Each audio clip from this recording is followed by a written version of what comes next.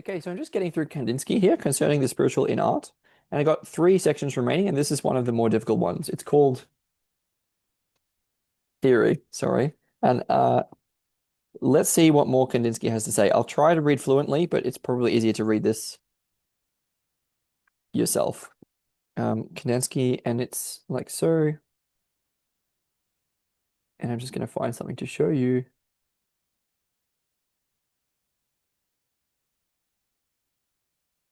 like this.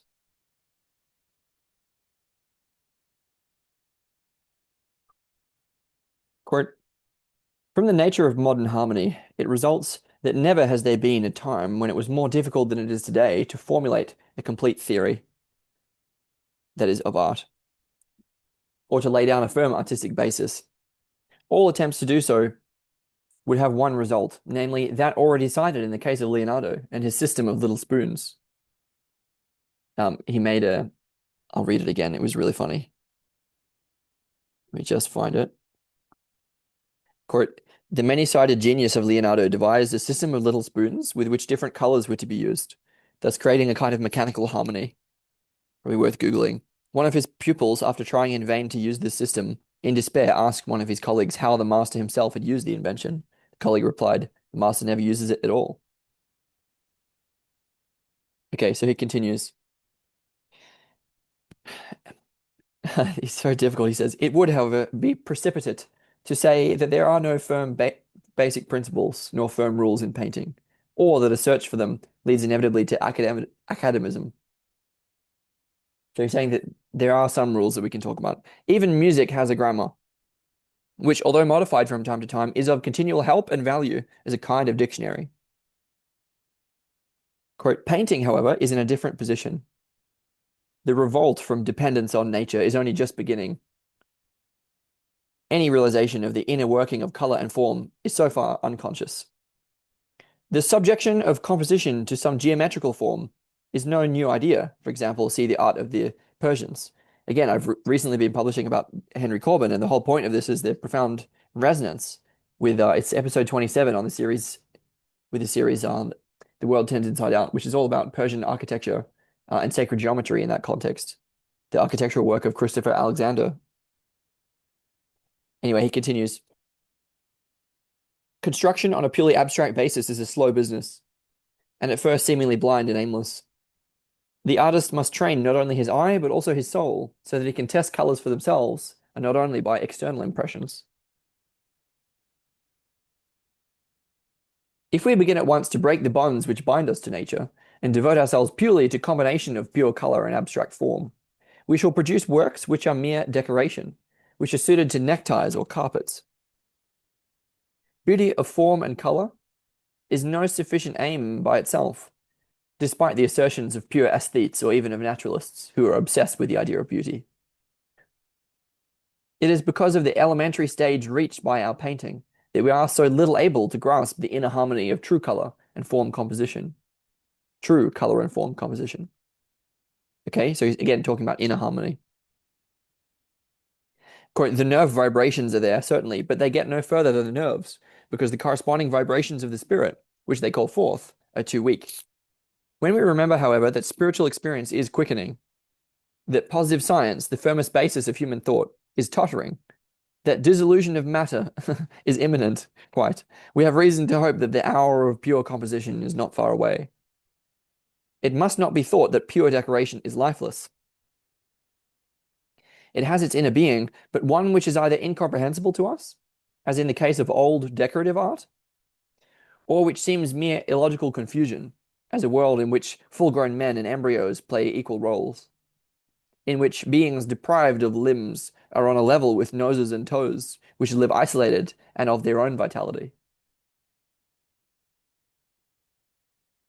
The confusion is like that of a kaleidoscope, which, though possessing a life of its own, belongs to another sphere. Nevertheless, decoration has its effect on us. Quote, Oriental decoration, quite differently to Swedish, quote, savage or ancient Greek. It's not for nothing that there is a general custom of describing samples of decoration as gay, serious, sad, etc., as music is described as allegro, serioso. etc., according to the nature of the piece. Again, this is obviously quite dated, but anyway, he goes on. Probably conventional decoration had its beginnings in nature. But when we would assert that external nature is the sole source of all art, we must remember that in patterning, natural objects are used as symbols, although they almost as though they were mere hieroglyphs.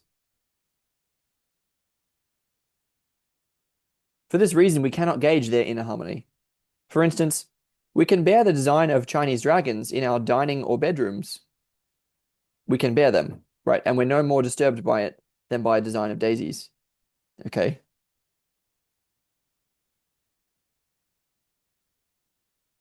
It is possible that towards the close of our already dying epoch, a new decorative art will develop, but it's not likely to be founded on geometrical form.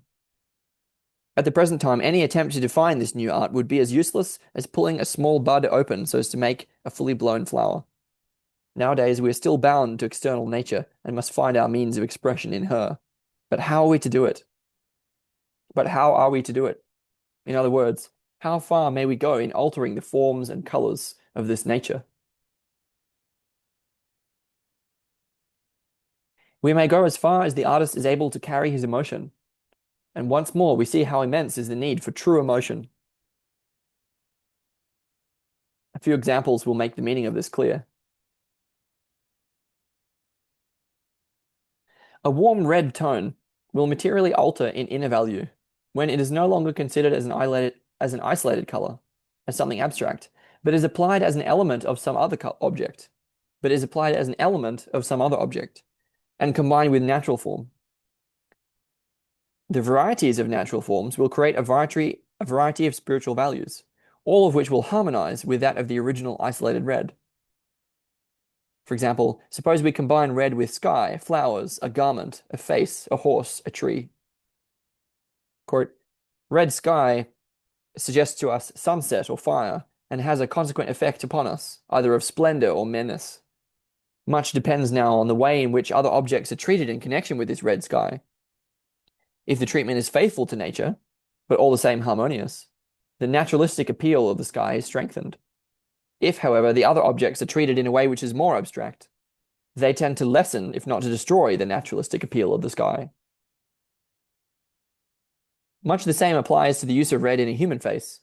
In this case, red can be employed to emphasize the passionate or other characteristics of the model, with a force that only an extremely abstract treatment of the rest of the picture can subdue.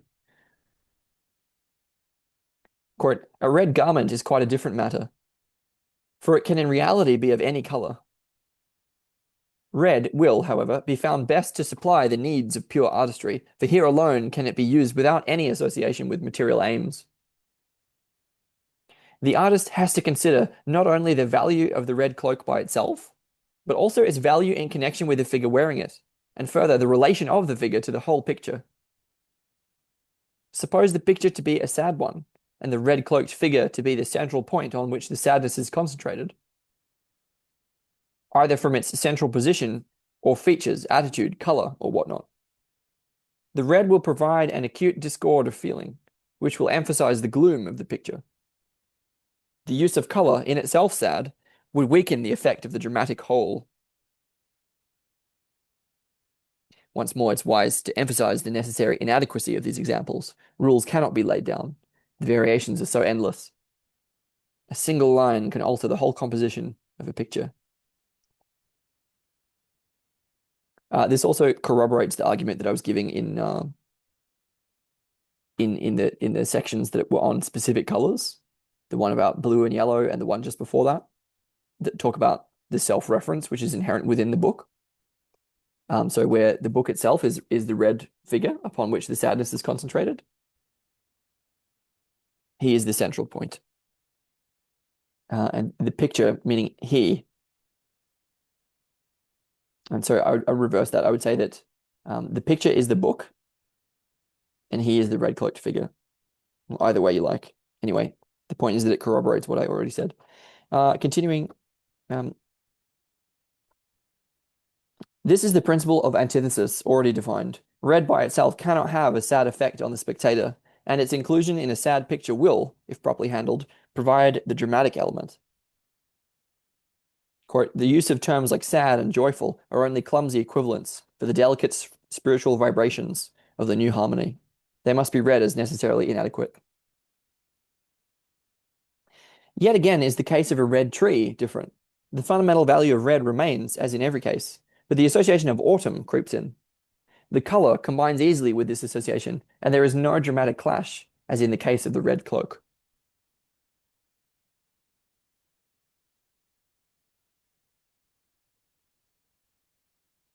Finally, the red horse provides a further variation. The very words put us in another atmosphere. The impossibility of a red horse demands an unreal world. It is possible that this combination of form and color will appeal as a freak, a purely superficial and non-artistic appeal, or as a hint of a fairy story. Once more, a non-artistic appeal. To set this red horse in a careful naturalistic landscape would create such a discord as to produce no appeal and no coherence. The need for coherence is the essential of harmony. The need for coherence is the essential of harmony, whether founded on conventional discord or concord. The new harmony demands that the inner value of a picture should remain unified, whatever the variations or contrasts of outward form or color. So he's talking about coherence as a spiritual value expressed in art and a variety of artistic forms that can be unified in that coherence. Quote, the elements of the new art are to be found, therefore, in the inner and not the outer qualities of nature.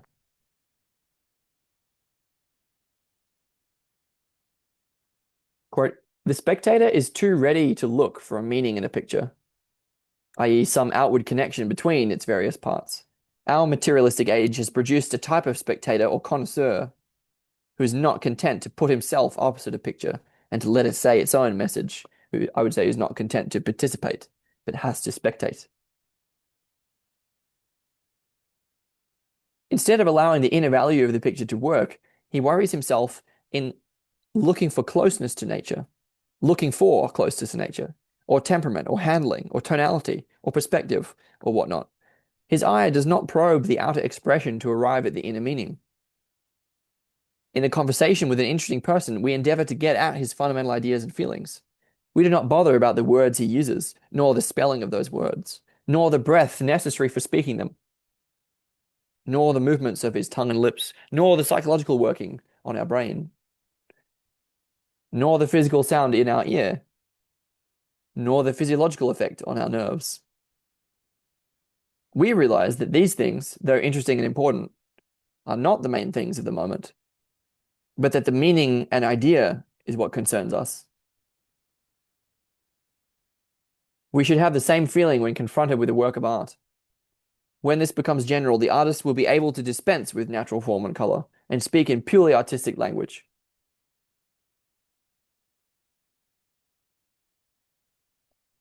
To return to the combination of form and color, there is another possibility which should be noted.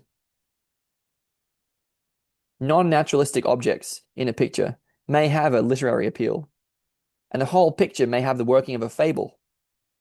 The spectator is put in an atmosphere which does not disturb him because he accepts it as fabulous, and in which he tries to trace the story and undergoes more or less the various appeals of color.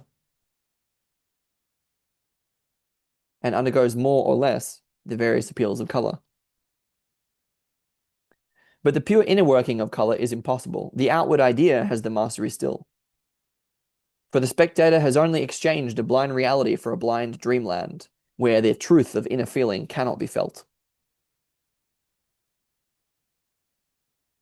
We must find, therefore, a form of expression which excludes the fable, and yet does not restrict the free working of color in any way. The forms, movement, and colors which we borrow from nature must produce no outward effect, nor be associated with external objects. The more obvious is the separation from nature, the more likely is the inner meaning to be pure and unhampered. Don't know if I agree with that, but anyway, let's continue. There's a bit more here.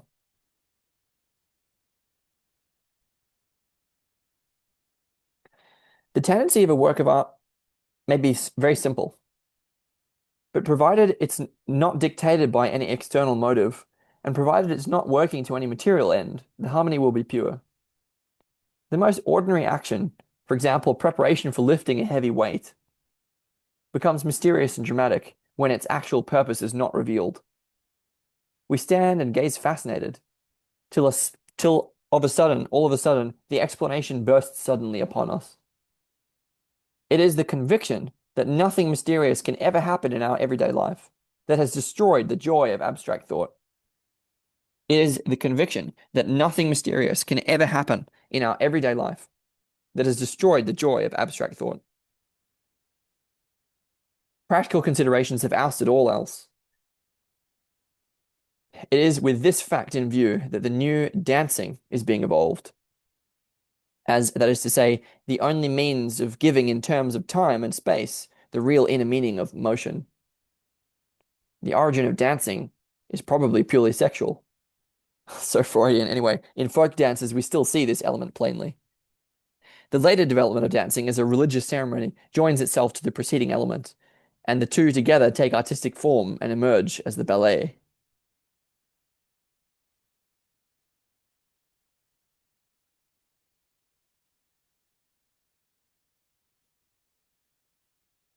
One second.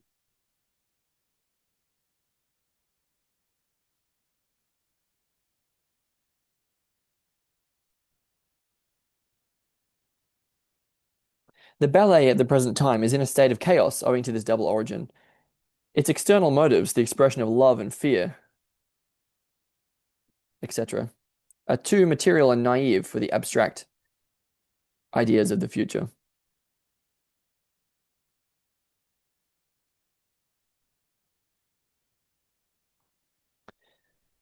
In the search for more subtle expression, our modern reformers have looked to the past for help. For example, Isadora Duncan has forged a link between the Greek dancing and that of the future.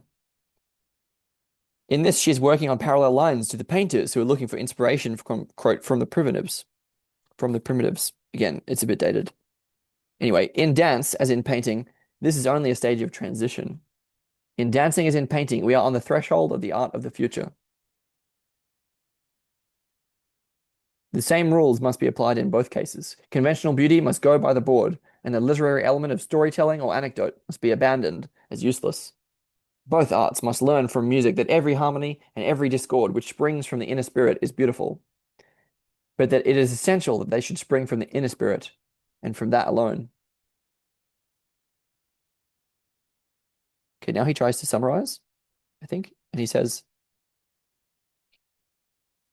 the achievement of the dance art of the future will make possible the first ebullition of the art of spiritual harmony, the true stage composition. Again, he's sort of talking about how these sort of different forms of expression can be sort of convergent or can cohere. He's talked a lot about music, about painting, obviously, and now dancing. Quote, the composition for the new theatre will consist of these three elements: musical movement, pictorial movement, and physical movement. And these three, properly combined, make up the spiritual movement, which is the working of the inner harmony. So sound, light, and embodiment. They will be interwoven in harmony and discord, as are the two chief elements of painting, form and color. There's a person named Scriabin who wants to talk about. Scriabin's attempt to intensify musical tone by corresponding use of color is necessarily tentative. In the perfected stage composition, the two elements are increased by the third, by embodiment, and endless possibilities of combination and individual use are opened up. Further, the external can be combined with the internal harmony, as Schoenberg has attempted in his quartets. It's impossible here to go further into the development of this idea. The reader must apply the principles of painting already stated to the problem of stage composition and outline for himself the possibilities of the theatre of the future, founded on the immovable principle of the inner need. So again, I would talk about group practice, the ecology of practices, the convergence of all different human forms of creative expression. into collective states of group flow, collective intelligence, intentional practice, so on, so on, so on. Quote, from what has been said of the combination of color and form, the way to the new art can be traced. This way lies today between two dangers. On the one hand is the totally arbitrary application of color to geometrical form, pure patterning. On the other hand is the more naturalistic use of color in bodily form, quote, pure fantasy. Either of these alternatives may in their turn be exaggerated. Everything is at the artist's disposal, and the freedom of today has at once its dangers and its possibilities. We may be present at the conception of a great new epoch, or we may see the opportunity squandered in aimless extravagance. Quote, that art is above nature is no new discovery. He cites Goethe and Oscar Wilde, for example, also Delacroix. New principles do not fall from heaven, but are logically, if indirectly, connected with past and future. What is important to us is the momentary position of the principle and how best it can be used. It must not be employed forcibly. But if the artist tunes his soul to this note, the sound will ring in his work of itself. If the artist tunes his soul to this note, the sound will ring in his work of itself.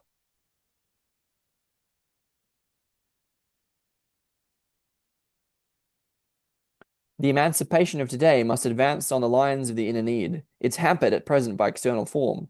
And as that is thrown aside, there arises as the aim of composition, quote, construction. The search for constructive form has produced cubism, in which natural form is often forcibly subjected to geometrical construction, a process which tends to hamper the abstract by the concrete and spoil the concrete by the abstract. The harmony of the new art demands a more subtle construction than this, something that appeals less to the eye and more to the soul. This concealed construction may arise from an apparently fortuitous selection of forms on the canvas. Their external lack of cohesion is their internal harmony. This haphazard arrangement of forms may be the future of artistic harmony. Their fundamental relationship will finally be able to be expressed in mathematical form, but in terms irregular rather than regular. Okay, that's the end of the section, and think how much that resonates with Corbin and the imaginal practice and the return to this Persian Sufism that he so loves. It's more about the perception of the soul in a vision than outward form, although the Sufis can get both, as it seems. And also, I was thinking of Byung-Chul Han, On Beauty, which he talks about us smoothness as the kind of pornographic form of beauty and ugliness, talked here about as haphazard arrangement, as more symbolic of a kind of inner beauty in a way.